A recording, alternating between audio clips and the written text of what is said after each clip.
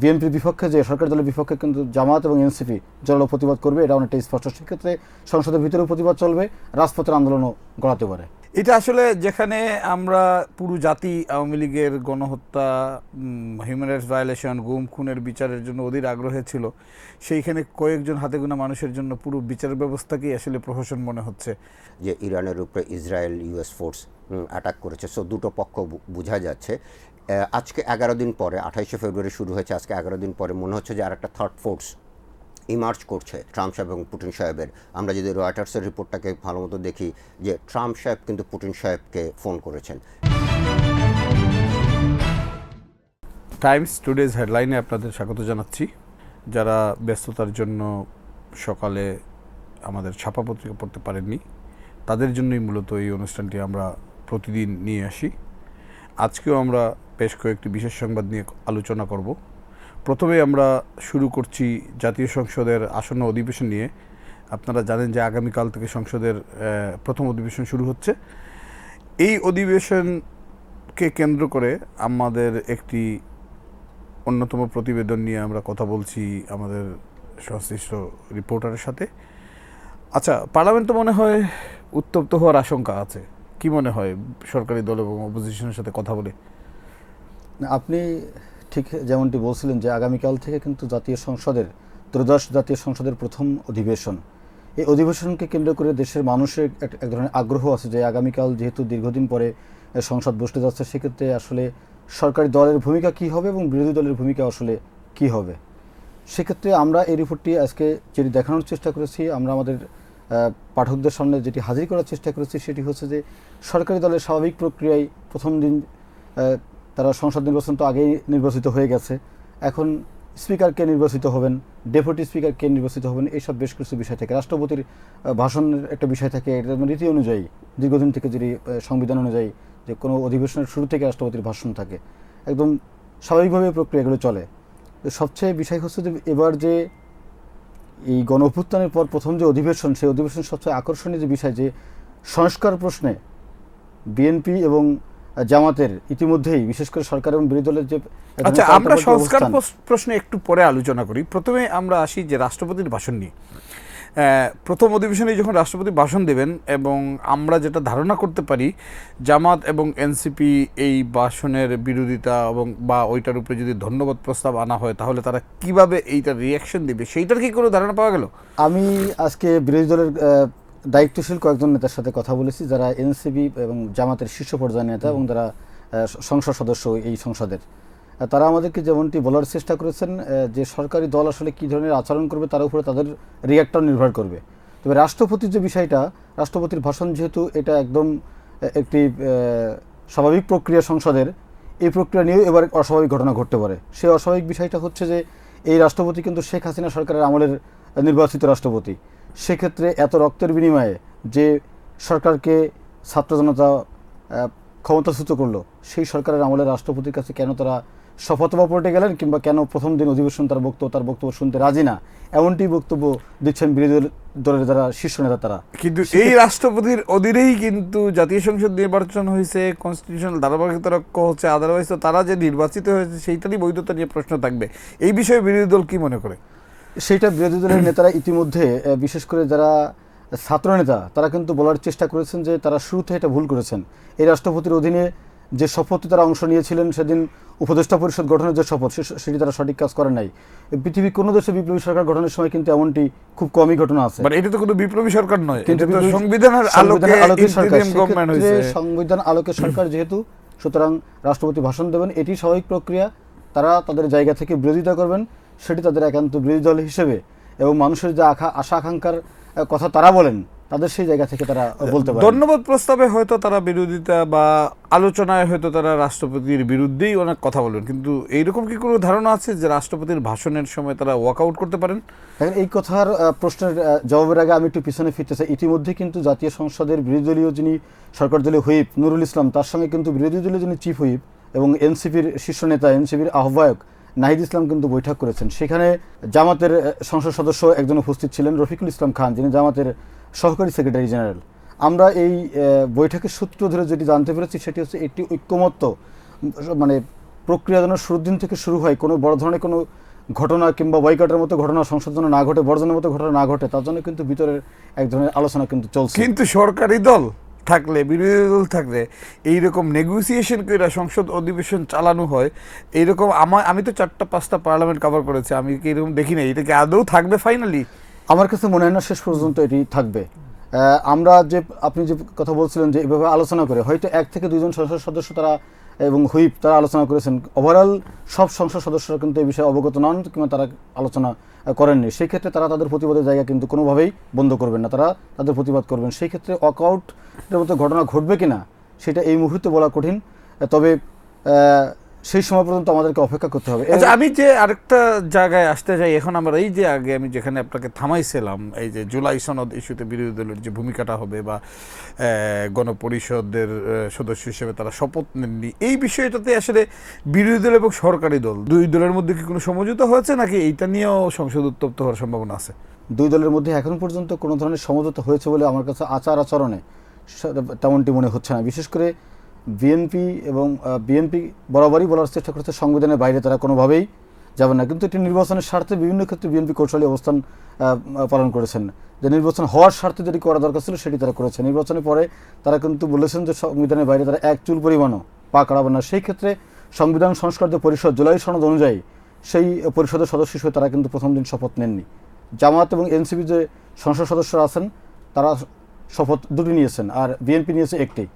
সেক্ষেত্রে সংস্কার প্রশ্নে যদি সরকারি দলের যে অবস্থান সেটি যদি বিরোধী দল মনে করে যে তারা সেখান থেকে সরে আসছে, জুলাই সনদের বাস্তবায়নের যে আকাঙ্ক্ষা এবং তাদের যে প্রতিশ্রুতি ছিল সেখান থেকে তারা সরে আসার চেষ্টা করছে, সেক্ষেত্রে কিন্তু বিরোধী দল কোনোভাবে ছাড় দিবে বলে আমার কাছে মনে হয়নি।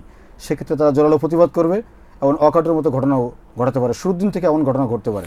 ওয়াকআউট সাধারণত সংসদের এটা রেগুলার প্র্যাকটিস, এটা কোনো ইয়ে নাই। যেমন আমরা যেটা এখন চিন্তা করতে পারি যে 2014 পরে কার্যত 2024 পর্যন্ত যে পার্লামেন্টগুলো ছিল সেইগুলোতে আসলে কার্যত কোনো বিরোধী দল ছিল না, মানে একটা গৃহপালিত বিরোধী দলের মতো। যেমন এরশাদের সময় 88-তে আসম আব্দুর রবের নেতৃত্বে যেমন একটা গৃহপালিত বিরোধী দল ছিল, তো গত কয়েকটা পার্লামেন্টেই তো এই যে জাতীয় পার্টির নেতৃত্বে একটা গৃহপালিত বিরোধী দল ছিল, সেখানে মানে কে সরকারি দল এবং কে বিরোধী দল বোঝা যাচ্ছিল না।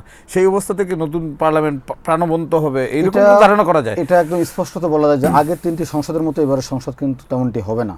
জোরালো প্রতিবাদ থাকবে এবং এমন দেশের জনগণের স্বার্থের বিরুদ্ধে যাচ্ছে সরকারি দল যদি এমন কিছু করার চেষ্টা করে কিংবা জুলাই সনদের যে আকাঙ্ক্ষা, মানে পরিবর্তনের যে আকাঙ্ক্ষা জায়গা থেকে জুলাই আন্দোলন সংগঠিত হয়েছে, সেই আকাঙ্ক্ষা থেকে যদি সরকার সরে আসার চেষ্টা করে, এক্ষেত্রে বিএনপির বিপক্ষে যে সরকারি দলের বিপক্ষে কিন্তু জামাত এবং এনসিপি জোরালো প্রতিবাদ করবে, এটা অনেকটা স্পষ্ট। সেক্ষেত্রে সংসদের ভিতরেও প্রতিবাদ চলবে, রাজপথের আন্দোলনও গড়াতে পারে।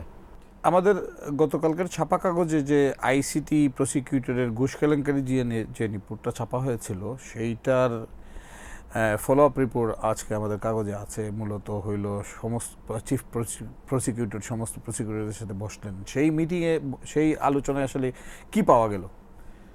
মূলত এই মিটিংটা হবে আমাদের মোটামুটি আমরা জানতাম, কারণ এরকম একটা ঘটনার পরে বলা যায় যে সারা দেশে একটি আলোচিত বিষয় ছিল। তো আজকে একটা বলা যায় যে রুদ্ধদ্বার মিটিং হয়েছে। এই মিটিংয়ে 3টা বিষয় মূলত আলোচনা হয়েছে। এক হচ্ছে যে আপনার একটা কমিটি গঠন করা হয়েছে 5 সদস্য বিশিষ্ট।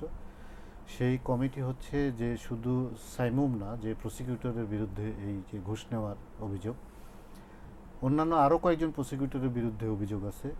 তো সেগুলো সহ এই 5 সদস্য বিশিষ্ট কমিটি তদন্ত করবে, তদন্ত করে তাদের ফাইন্ডিংস জানাবে। 2 হচ্ছে যে যে বিষয়টি নিয়ে আলোচনা হয়েছে এর বাইরে, সেটা হচ্ছে যে আপনারা জানেন যে সাবেক পুলিশের আইজি তাকে রাজসাক্ষী করা হয়েছে। কেন তাকে রাজসাক্ষী করা হলো, এর পেছনে কারা কাজ করছে, এই বিষয়টা নিয়েও কিন্তু এখানে উঠে এসেছে খুব ইন্টারেস্টিং ওয়েতে। আর এইখানে কি তাহলে সাবেক আইজি কে রাজসাক্ষী করার পিছনে ঘুষ লেনদেনের মতো কোনো বিষয় আছে বা এই ধরনের কোনো হিন্ট পাওয়া গেল? এখানে আমরা এখন পাওয়া যায়নি, কিন্তু যখন তাকে রাজসাক্ষী করা হয় বা তা করা হবে এরকম সময় আমরা কিন্তু খবর পাচ্ছিলাম নানান সোর্স থেকে, মানে আইসিটির নানান জায়গা থেকে আমাদেরকে বলা হচ্ছিল এখানে বড় ধরনের একটা ডিল হচ্ছে। তো সেটা তো আমরা তদন্তও করি না, ইনভেস্টিগেটও করি না, বা আমাদের কাছে মানে সুনির্দিষ্ট কোনো তথ্য নাই, কিন্তু আমরা এরকম কথা শুনেছি। তো সেটা হতে পারে। হ্যাঁ, না, কিন্তু গতকালকের এই মিটিংয়ে এই প্রসঙ্গটা কোন সূত্র ধরে আলোচনায় এলো? মানে এইটা কোনো একজন প্রসিকিউটর বিষয়টি তুলেছেন এবং এটা নিয়ে বেশ নাকি আলোচনা হয়েছে। হ্যাঁ, যে এটা তাকে কেন করা হলো, কোন প্রেক্ষিতে করা হলো, কারা আসলে তাকে করার জন্য ইনফ্লুয়েন্স করলো? প্রতিশ্রুতি দিয়েছিল হ্যাঁ, নানানভাবে এই বিষয়টা উঠে এসেছে। এখন বোঝা যাচ্ছে যে এটার ভিতরে হয়তো কোনো একটা না, ঘাটলা কিন্তু থাকতে এত পারে। হাই লেভেলের একটা কেসে শুধু কি প্রসিকিউটর বা চিফ প্রসিকিউটররা এই ধরনের সিদ্ধান্ত নিতে পারবে, নাকি না, definitely ইন্টারিম গভর্নমেন্টের উপরের কারা কারা ছিল এটার সাথে জড়িত? ডেফিনেটলি ধরেন আইসিটির তো অবশ্যই একটা বিষয় থাকে, কিন্তু আইসিটির বাইরেও কিন্তু থাকতে পারে সরকারি তৎকালীন ইন্টারিম গভর্নমেন্টের কেউ কেউ প্রভাবশালী। আমরা জানি যে কিছু কিছু উপদেষ্টা খুব প্রভাবশালী ছিলেন, তাদের কেউ কিন্তু জড়িত থাকলেও থাকতে পারে, মানে অস্বাভাবিক কোনো কিছু না যদি জড়িত থাকে। আমরা জানি না এটা সত্যি কি মিথ্যা। বাজারে কিন্তু একটা মানে কথা খুবই চালু আছে যে আইন উপদেষ্টা এই ধরনের ঘুষ সাবেক বাণিজ্য আইন করেছেন। সাবেক আইন উপদেষ্টা অধ্যাপক আসিফ নজরুল সম্পর্কে বাজারে প্রচুর আলোচনা আছে, সোশ্যাল মিডিয়া সহ নানা জায়গায়। কিন্তু এইটা তো মানে একসময় যেটা হচ্ছে একটা পারসেপশন তৈরি হয়ে যাচ্ছে, তাহলে কি এর সাথে ওনার কোনো লিঙ্ক থাকার সুযোগ আছে? লোক টাকার সুযোগ দেখুন, এভাবে তো বলা আসলে মুশকিল, কিন্তু আপনি যেমন বলতে পারবেন না যে লিঙ্ক নেই, আবার এটাও বলতে পারবেন না লিঙ্ক আছে। হ্যাঁ, যেহেতু এইসব ঘটনাগুলো ঘটছে এবং এই আজকের মিটিংটা বিষয়টা উঠে এসেছে, সেক্ষেত্রে আসলে তদন্ত করে আমাদের খতিয়ে দেখা দরকার, মানে প্রসিকিউটরদের বা এই তদন্ত কমিটির যে পেছনে কারা কারা ছিল এবং কারা কারা আসলে যদি বাণিজ্য হয়ে থাকে কারা কারা বাণিজ্য করেছেন। আমরা তৃতীয় পয়েন্টটা তাহলে কি ছিল? তৃতীয় পয়েন্টটা হচ্ছে যে আপনি জানেন যে তাজুল ইসলামের আগে চিফ প্রসিকিউটর ছিলেন সাবেক। তো এই বিএনপি সরকার আসার পরপরই ওনাকে সরিয়ে দিয়ে আরেকজনকে চিফ প্রসিকিউটর বানিয়েছেন। আজকের মিটিংয়ের অন্যতম আলোচনার যে বিষয়টি ছিল যে উনি তো সব জানতেন, ওনার কাছে সব অভিযোগ গেছে, ওনার কাছে ইভেন কি ভয়েস রেকর্ডও, এই যে চট্টগ্রামের আওয়ামী লীগের যে সাবেক এমপি, ওনার পরিবার কিন্তু একাধিকবার তাজুল ইসলামের কাছে গেছে, অন্তত একবার গেছে আমরা জানি যে, এবং তাকে শোনাইছে যে এই ভয়েস, যে তার একজন প্রসিকিউটর ফোনে আলাপ করছেন এবং ঘুষের বিনিময়ে যে খালাস করে দিবেন, এই সব বিষয়ে আলোচনা হচ্ছে। তো আচ্ছা, এই মিটিংটা কতদিন আগে হয়েছিল? এইটা আসলে গত বছরের, আমার ঠিক মাসটা মনে নাই, এটা কিন্তু গত বছর হয়েছে। জানি তাজুল সাহেব চিফ প্রসিকিউটর থাকার কয়েক মাস আগে হবে। হ্যাঁ হ্যাঁ, উনি প্রসিকিউটর থাকার কয়েক মাস আগেই হবে। তো আমরা কিন্তু আরও অনেকগুলো অভিযোগ শুনেছি অনেক প্রসিকিউটরদের সম্পর্কে, যে একই মামলায় একই অভিযোগ, কিন্তু একজনকে ধরছেন আরেকজনকে ছাড়ছেন, মানে কি আরেকজনকে সাক্ষী বানিয়ে। যেমন আশুলিয়ার মামলা, আশুলিয়া আছে, রামপুরার মামলা, চাংখারপুল আছে, রামপুরা আছে, আপনি যেটি বললেন। যে ধরেন আমরা দুইজনই ওই পুলিশ অফিসার, সেখানে উপস্থিত ছিলাম, আমাদের সেখানে বা দুইজনই অপারেশনে ছিলাম। হ্যাঁ, অপারেশনে একজন সাক্ষী হয়ে গেল অদ্ভুতভাবে, আরেকজন আসামি। তো এরকম ঘটনা ঘটেছে। তো এই যে ঘটনাগুলো ঘটেছে, এগুলো কেন তাজুল ইসলাম সেগুলো তদন্তের উদ্যোগ নেয়নি, এটা নিয়ে কিন্তু অনেকে প্রশ্ন তুলেছেন যে উনি জেনে শুনে কেন এটা চুপ মেরেছিলেন। তো আমার মনে হয় যে বা প্রসিকিউটর সাইমুমের অডিও চিফ প্রসিকিউটর তাজুল সাহেব শুনেছিলেন বা তিনি কোনো ব্যবস্থা নেননি, এইটাই বা কেন? এটি ধরুন যে ওনাকে ওই তদন্ত মামলা থেকে সরিয়ে দিয়েছেন, কিন্তু still he was the prosecutor. কারণ আপনি ফোনে টাকা চাচ্ছেন, আসামিকে খালাস করে দিবে, হ্যাঁ, এবং এই ভয়েস আপনি শুনছেন, শুনে আপনি তাকে মামলা থেকে সরিয়ে দিচ্ছেন, কিন্তু তার বিরুদ্ধে কোনো ব্যবস্থা নিচ্ছেন না। তার ব্যবস্থা নেওয়ার জন্য সরকারকে কোনো উদ্যোগ নিয়েছেন কিনা উনি? উনি ধরুন উনি একসঙ্গে কাজ করছেন, তারপরেও তো অনেক মাস তিনি কাজ করেছেন। তো উনি তো আইন মন্ত্রণালয়ে জানাতে পারতেন যে এরকম একটা ঘটনা ঘটছে, অথবা উনি একটা তদন্ত কমিটি গঠন করতে পারতেন, তদন্তের প্রেক্ষিতে উনি সুপারিশ করতে পারতেন যে এই প্রসিকিউটরকে এখানে রাখা ঠিক হবে না।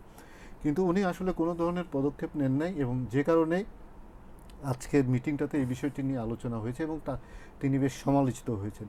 তো দেখা যাক যে ধরুন এই তদন্ত কমিটি যদি রিপোর্ট প্রকাশ করে, অনেক কিছু হয়তো বের হয়ে আসবে, বা আমরা আসলে সামনের দিক দিয়ে মনে হয় আরও অনেক কিছু জানতে পারবো, যে এই যে আন্তর্জাতিক অপরাধ ট্রাইব্যুনালের যে মামলাগুলোর তদন্ত এবং বিচার প্রক্রিয়া আসলে কতটা স্বচ্ছ ছিল, অথবা এর ভিতর দিয়ে নানান ধরনের, এই যে আমরা বললাম যে একজনকে আসামি করা হয়েছে, আরেকজনকে সাক্ষী করা হয়েছে, এইভাবে নানান ধরনের বাণিজ্য হয়েছে বলে আমরা শুনেছি, এবং সেগুলো হয়তো আস্তে আস্তে বেরিয়ে আসবে।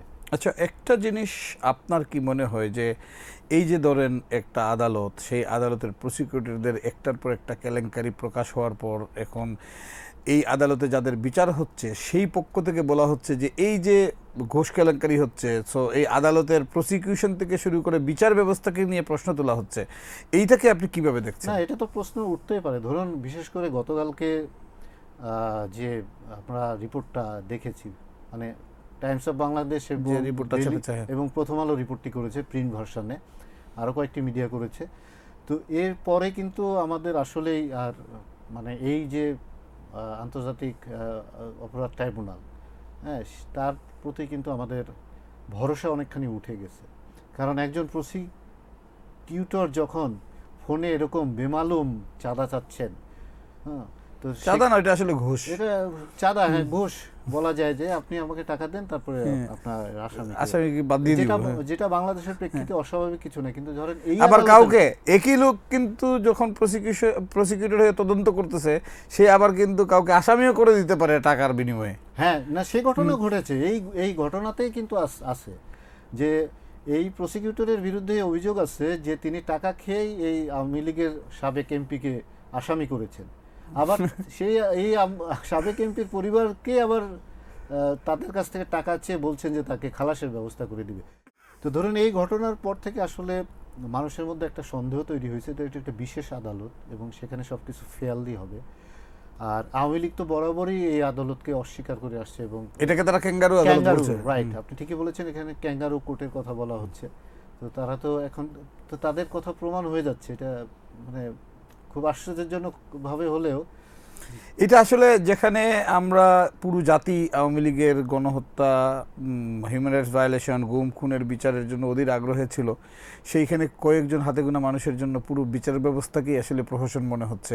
খুবই দুঃখজনক। বাংলাদেশে ধরেন মানে এটা আমরা অন্তত এক্সপেক্ট করি নাই যে এরকম একটা বড় অভ্যুত্থানের পরে একটা বড় পরিবর্তন, তো সেখানে এই অভ্যুত্থানে যারা অংশগ্রহণ করেছে তাদেরকে যে নির্বিচারে মারা হয়েছে, তো তারা বিচার পাবে, তাদের পরিবার চেয়েছিল তাদের, হ্যাঁ, এই আদালতের দিকে আমরা চেয়েছিলাম, এই পুরো জাতি চেয়েছিল, কিন্তু ধরুন যে এই কিছু ঘটনাতে কিন্তু এটা কলঙ্কিত হয়ে গেল।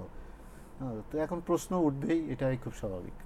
এই যে মিডল ইস্টের ইসরায়েল, ইউএসএ এবং ইরানের যুদ্ধ, সর্বশেষ প্রেসিডেন্ট ট্রাম্প যখন পুতিনকে ফোন দিলেন, এতে তো ক্লিয়ার বোঝা যাচ্ছে যে তিনি তাকে মধ্যস্থতা করার জন্যই বলছেন, আর পারছেন না। এইটা এবং ওভারঅল মিডল ইস্টের অবস্থাটা কি এবং যুদ্ধটা আসলে কতদিন স্থায়ী হবে, এইটা কি আমাদের আজকের রিপোর্টের মধ্যে আছে? জি, ধন্যবাদ।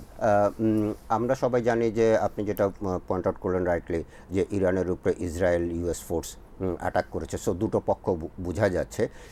আজকে 11 দিন পরে, 28শে ফেব্রুয়ারি শুরু হয়েছে, আজকে 11 দিন পরে মনে হচ্ছে যে আর একটা থার্ড ফোর্স ইমার্জ করছে। যেটা আপনি বললেন যে ট্রাম্প সাহেব এবং পুটিন সাহেবের, আমরা যদি রয়টার্সের রিপোর্টটাকে ভালো মতো দেখি, যে ট্রাম্প সাহেব কিন্তু পুটিন সাহেবকে ফোন করেছেন। কূটনীতিতে এটার কিন্তু একটা গুরুত্ব রয়েছে, কে কাকে ফোন করছে, প্রথমে শুরু করলো কে, এটার একটা গুরুত্ব রয়েছে। তো ট্রাম্প সাহেব যখন ফোন করেছেন, বোঝাই যাচ্ছে যে এটা ট্রাম্প সাহেবের নিজস্ব তাগিদে, নিজস্ব প্রয়োজনেই কিন্তু ফোনটা করা হয়েছে। এবং সেখানে যে কথাবার্তাগুলো রয়েছে, যেটা ট্রাম্প সাহেব পরবর্তীতে বলেছেন, যে যেহেতু এই যুদ্ধের কারণে যে ক্ষয়ক্ষতি হচ্ছে এবং সেটাকে কমানোর জন্য সে রাশিয়ার হেল্পও সিক করেছে। ইন দ্য মিন টাইম আমি যদি আরেকটা ডেভেলপমেন্টের দিকে তাকাই, যে উনি কিন্তু ট্রাম্প সাহেব আরেকটা জিনিস বলেছেন, যে যুদ্ধ তাড়াতাড়ি, সে মিক্সড একটা রিয়াকশন দিচ্ছেন। এক জায়গায় বলছেন যে যুদ্ধ তাড়াতাড়ি শেষ হয়ে যাবে, আর একটা জায়গায় বলছে যে যদি প্রয়োজন হয় আমরা আরও বেশি ফোর্স অ্যাপ্লাই করবো। So it's a mixed reaction. But এই মিক্সড রিয়াকশনের মধ্যেও বিজনেস, মানে ব্যবসায়ীরা কিন্তু একটা পজিশন নিয়ে ফেলেছে। আমরা যদি তেলের প্রাইসের দিকে তাকাই, ইট ওয়েন্ট আপ টু $120, যেটা ব্রেন্টে $120 মতো রিচ করেছিল, সেটা কিন্তু কমে এখন $92 চলে এসছে। সো বিজনেসম্যানরা কিন্তু একটা পজিশন নিয়েছে এবং তাদের ধারণা যে এই যুদ্ধটা খুব দ্রুতই শেষ হয়ে যাবে, এবং তারা ট্রাম্প সাহেবের যে কথাটা বলছেন যে যুদ্ধটা তাড়াতাড়ি শেষ হয়ে যাবে, সেটার উপরেই কিন্তু তারা বেশি গুরুত্ব দিচ্ছেন, এবং আমার মনে হচ্ছে যে যুদ্ধটা তাড়াতাড়ি শেষের দিকেই যাচ্ছে। এই যুদ্ধটা আসলে জয়কার হচ্ছে ইউএস, ইসরায়েল, ইরান নাকি বিজনেসম্যানদের? এই যুদ্ধটা তো অবশ্যই যে প্রথম ক্যাজুয়ালিটি কি ইকোনমিতে তো আপনারা দেখছেনই যে একটা মেল্টডাউনের একটা সমস্যা গ্লোবাল স্কেলে একটা সমস্যা তৈরি হচ্ছে। স্বাভাবিকভাবেই বিজনেসম্যানদের তো একটা ঝুঁকি বা একটা চ্যালেঞ্জের মুখোমুখি হতেই হয়, তো তাদেরও তো একটা বড় ভয়েস থাকে। ইউএস সিস্টেম তো বিশেষ করে যে বিজনেসম্যানরা প্রচুর পরিমাণে টাকা ডোনেট করে বিভিন্ন পলিটিক্যাল পার্টিগুলোকে, তাদের ভয়েসের ক্ষেত্রেই মনে হচ্ছে যে ট্রাম্প সাহেবের ক্ষেত্রে যেটা হচ্ছে যে আমার মনে হয় যে বিজনেসম্যানদের উপরেই সে বেশি গুরুত্ব দিচ্ছে। এখানে শুধু একটা বলে রাখি যে 6 থেকে 9 মার্চ রয়টার্স কিন্তু একটা জরিপ করেছে, এবং জরিপে কোশ্চেনটা ছিল এরকম যে তুমি কি এই ইউএস ইসরায়েল অ্যাটাকটাকে অ্যাপ্রুভ করো। সেখানে যেটা বলছে যে 43% ডিসঅ্যাপ্রুভ করেছে, 29% অ্যাপ্রুভ করেছে। আর একটা কোশ্চেন ছিল যে তুমি কি মনে করো এই যুদ্ধ তাড়াতাড়ি শেষ হয়ে যাবে? 60% বলছে যে খুব দ্রুত শেষ হয়ে যাবে, 36% বলছে যে এটা দেরি হবে। তো এইটা কিন্তু একদম সর্বশেষ জরিপ, এবং এটা 1000 জনেরও বেশি লোকের উপরে এই জরিপটা করা না, হয়েছে। কিন্তু এইটাকে যদি আমরা ধরি, সম্প্রতি কিন্তু গতকালই প্রেসিডেন্ট ট্রাম্প বলেছেন যে যুদ্ধটা খুব তাড়াতাড়ি, আগামী সপ্তাহে না হলেও খুব তাড়াতাড়ি শেষ হয়ে যাবে। এইটাতে কি একটা জিনিস ইঙ্গিত দেয় না যে ইউএসএ, ইসরায়েল বুঝে গেছে যে ইরানকে এত সহজে দমানো যাবে না, এবং ইরান অনেক দিন টিকে থাকতে পারবে, এবং সেই টিকে থাকা পুরো মিডল ইস্টকে লন্ডভন্ড করে দেওয়ার জন্য যথেষ্ট? একদম 100%। আমি যদি সম্প্রতি ইরানের ফরেন মিনিস্টারের একটা ইন্টারভিউর কথা বলতে পারি, যে উনি বলছেন ফোর্থ সাকসেসর কনসেপ্ট। বিষয়টা হচ্ছে গিয়ে যে আপনি একজন লিডারকে মারলেন, তার জায়গায় আরেকজন আসবে, ওটাকেও মারলেন আরেকজন আসবে, তাকেও মারলেন আরেকজন আসবে, মানে 4টা লেয়ার তাদের লিডারশিপ কিন্তু তৈরি রয়েছে। সো আপনি কতজন লিডারকে মারবেন সেটা একটা বিষয়। আর ওরা যেটা রিপোর্টে খুব পরিষ্কারভাবে এসছে, তারা কিন্তু ইউএসের গত 20 বছরের বিভিন্ন ধরনের যুদ্ধকে তারা অ্যানালাইসিস করেছে। 2003 ইরাক ওয়ার, 2000 আফগানিস্তানে ওয়ার, এই সমস্ত যুদ্ধগুলোকে তারা অ্যানালাইসিস করে দেখেছে যে তাদের সুপিরিয়র ইন মিলিটারি এটা ইউএস ইসরায়েল অনেক বেশি। তো তারা ওই লাইনে হাঁটেনি, তারা বলেছে যে আমরা যদি বেশি দিন টিকে থাকি তাহলে এর যে কস্ট, এর যে ইকোনমিক যে প্রভাবটা, সেটা এত বেশি হবে যে এটা ইউএস ইসরায়েলের পক্ষে ইনফ্লুয়েন্সটা বেশি হবে। ফলে তাদের পলিসিটা হচ্ছে গিয়ে যে আমরা বেশি দিন ধরে এই যুদ্ধটা কন্টিনিউ করব, রাদার দেন তাদেরকে রিটালিয়েট করব। আপনি যেটা বলছিলেন যে এই যুদ্ধটা আমেরিকা এবং ইসরায়েলের জন্য খুবই কস্টলি হয়ে যাচ্ছে, তো প্রায় 11 দিনের যুদ্ধে কি পরিমাণ আসলে খরচ হলো, আমি একটা জিনিস জানতে চাই যে কি পরিমাণ খরচ হলো ইউএসএ ইসরায়েলের, এবং এই যুদ্ধে আসলে প্রকৃত অর্থে থার্ড কান্ট্রি কেউ কেউ লাভবান হচ্ছে, যেমন আপনার কিছু কিছু তেলের ক্ষেত্রে যেমন স্যাংশন উঠায় দেওয়া হয়েছে, এইটাকে একটু আপনি এক্সপ্লেন করবেন? এইখানে বলে রেখে আপনি যে খরচের বিষয়টা তুললেন, সেটা প্রথম 3 দিনের একটা মোটামুটি খরচ, এর পরবর্তী খরচটা সেরকমভাবে আসেনি। প্রথম 3 দিনে ইউএস ইসরায়েলের প্রায় $3 বিলিয়ন বেশি খরচ হয়েছে প্রথম 3 দিনে। So you can do the math যে এর পরবর্তী লেভেলে কী পরিমাণ খরচ হচ্ছে, কিন্তু টোটাল ফিগারটা সেরকমভাবে আসেনি। আর সেকেন্ড যেটা আপনি পয়েন্ট আউট করলেন, এটা খুবই ইম্পর্টেন্ট, ছাড়ের প্রশ্ন। ইউএসের ছাড়ের প্রশ্নটা, ইউএস কিন্তু রাশিয়ার তেল রপ্তানির ক্ষেত্রে একটা স্যাংশন দিয়েছিল, সেটা কিন্তু তারা ধীরে ধীরে তুলে ফেলছে। অলরেডি ইন্ডিয়া কিন্তু গ্রিন সিগন্যাল পেয়ে গেছে যে তারা কিন্তু রাশিয়ার থেকে তেল ইম্পোর্ট করার একদম পারমিশন পেয়ে গেছে, এবং এক্ষেত্রে ইউএসের কোনো বার্ন নেই। তো ফলে দেখা যাচ্ছে কি যে একটা জিনিস হচ্ছে গিয়ে যে ট্রাম্প সাহেবের আই উড নট সে যে একদম অসহায়ত্ব, but at the same time compromise করার যে একটা ইচ্ছা। আর 2 নম্বর হচ্ছে গিয়ে যে কিছু কিছু কান্ট্রির এই জিনিসটার থেকে লাভবান হওয়ার একটা যে বিষয়। অথবা আমরা যদি বলি যে ইউএস ইন্ডিয়া রিলেশনশিপ আরেকটু গভীরতায়, এটা অবশ্যই ইসরায়েলের মাধ্যমে, আমাদের যে আঞ্চলিক যে ভূ রাজনীতি, সেইখানে তো আমাদের জন্য একটু ডিফিকাল্ট কি হবে না? অবশ্যই। এখানে আমি যদি বলে রাখি যে 28শে ফেব্রুয়ারি আক্রমণটা শুরু হয়েছে, ঠিক তার আগ দিয়েই কিন্তু ভারতের প্রধানমন্ত্রী নরেন্দ্র মোদী ইসরায়েল সফর করেছেন। নিশ্চয়ই তাদের ভিতরে কোনো কিছু আলোচনা হতেই পারে এই বিষয়টা নিয়ে, সেটা আমরা জানি না, কিন্তু উনি ফেরত আসার পরে কিন্তু একটা ইম্পর্টেন্ট পয়েন্ট ছিল, যেটা ছিল নরেন্দ্র মোদী গ্যারান্টি দিয়েছেন নেতানিয়াহুকে তিনি তাদের পাশেই থাকবেন এবং প্রচারণা চালাবেন। সেখানে একটা বিষয় ছিল। আর একটা বিষয় হচ্ছে গিয়ে যে আপনি যে পয়েন্টটা বললেন যে ইন্ডিয়াকে এই গ্রিন সিগন্যালটা দেওয়ার অর্থ কী, এইখানে তো ইউএসের একটা বড় ধরনের রোল আছে, চায়না কন্টেনমেন্ট পলিসি। ফলে ইন্ডিয়া ইউএসএ রিলেশনশিপ যত গভীর হবে, এই অঞ্চলের দেশগুলোর জন্য চায়নার সঙ্গে এঙ্গেজড হওয়াটা কিন্তু তত বেশি ডিফিকাল্ট হবে, এটা অবভিয়াস। আপনি যদি সাউথ এশিয়ার কথা চিন্তা করেন, সাউথ এশিয়াতে সবচেয়ে বড় দেশ ইন্ডিয়া। এখন ইন্ডিয়ার একটা নিজস্ব পাওয়ার রয়েছে, এবং তার সাথে যদি হেভিওয়েট পাওয়ার, গ্লোবাল পাওয়ার, ইউএসের পাওয়ারটা যুক্ত হয়, তার ফলে বাংলাদেশ সহ অন্যান্য দেশগুলোর জন্য এই বিষয়ে নেভিগেট করা, যে ফরেন পলিসি বা ফরেন রিলেশনস কীভাবে আমরা বজায় রাখবো, সেক্ষেত্রে অবশ্যই একটা ডিফিকাল্টির সম্মুখীন হতে হবে। এবং চায়নার সঙ্গে এঙ্গেজমেন্টটা আমরা কিভাবে করব, সেটা অত্যন্ত সতর্কতার সাথে নিতে হবে, কারণ এই জিনিসগুলো খুব ক্লোজলি মনিটর করবে চায়না, ইউএসএ এবং ইন্ডিয়া। ভূ রাজনীতিতে বাংলাদেশ সতর্ক পদক্ষেপ নেবে, এটা আমরা আশা করি। প্রিয় দর্শক, আমরা শেষ করছি আমাদের অনুষ্ঠান। আপনারা যারা প্রিন্ট দেখতে পাননি, তারা আমাদের পেপারে এই নিউজগুলো দেখতে পারবেন, অথবা আমাদের অনলাইন পোর্টাল tob.news-এ। ধন্যবাদ আপনাদের।